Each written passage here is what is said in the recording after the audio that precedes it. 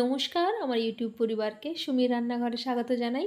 যারা আমার চ্যানেলটিকে সাবস্ক্রাইব করেছেন এবং যারা আমার রান্না দেখেন তাদেরকে অনেক ধন্যবাদ। চলুন আজকে খুব সহজ একটি রেসিপি বানিয়ে নিই, উত্তপম।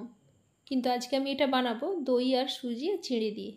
প্রথমে আমি মেজারমেন্ট কাপের 1 কাপ সুজি নিয়েছি, তাতে দিয়ে দিলাম 1/4 কাপ চিঁড়ে, আর নিলাম 1/2 কাপ টক দই আর 1 চামচ নুন, বড় চামচের। দিয়ে এবার 1 কাপ জলকে আমি ধীরে ধীরে মিশিয়ে ওটার একটা ব্যাটার বানিয়ে নেব। খুব পাতলা ব্যাটার বানাবো না। ওটাকে 10 মিনিটের জন্য ঢাকনা দিয়ে সাইড করে রেখে দিলাম। তারপর 10 মিনিট পরে একটু ভালো করে ফেটিয়ে নিচ্ছি। এবার আমি ওর মধ্যে যে ভেজিটেবলসগুলো অ্যাড করব সেগুলো কেটে নিচ্ছি। আমি আজকে শুধুমাত্র রেড বেল পেপার আর ইয়েলো বেল পেপার আর পেঁয়াজ, কাঁচা লঙ্কা, টমেটো, ধনেপাতা এগুলো দিয়ে বানাচ্ছি।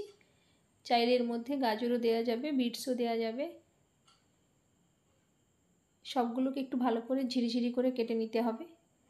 নেওয়ার পর এবার ওর মধ্যে আমি একটু সামান্য নুন মিশিয়ে দিই যাতে ওগুলো খেতে ভালো লাগে। এবার আমি একটা চাটনি বানিয়ে নেব, ওটাকে সাইড করে রেখে দিয়ে তার জন্য প্রথমে ধনেপাতা, 1 টুকরো আদা, 2টো কাঁচা লঙ্কা, 1 চামচ ডেসিকেটেড কোকোনাট, আর নিয়েছি 3 চামচ বাদাম ভাজা, আর দিলাম 1/2 চামচ বিট নুন, আর দিয়েছি একটু সামান্য পরিমাণ মতো জল। ওটার একটা পেস্ট বানিয়ে নিয়ে ওর মধ্যে 3 চামচ লেবুর রস দিয়ে মিশিয়ে নিলেই চাটনিটা রেডি হয়ে যাবে।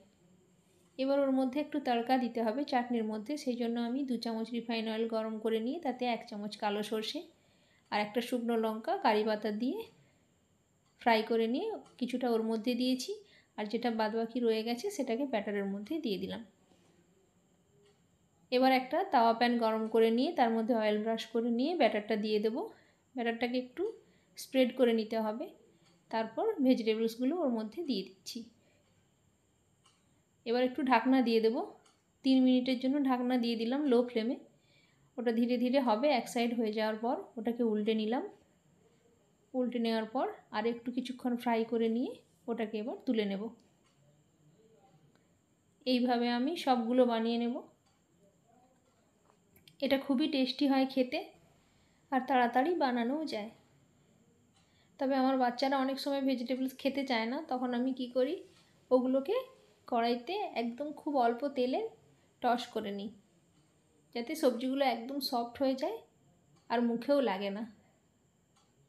ভালো করে একটু টস করে নিয়ে, প্রসেসটা একই থাকবে, শুধু ভেজিটেবলসগুলোকে একটু সামান্য টস করে নিই।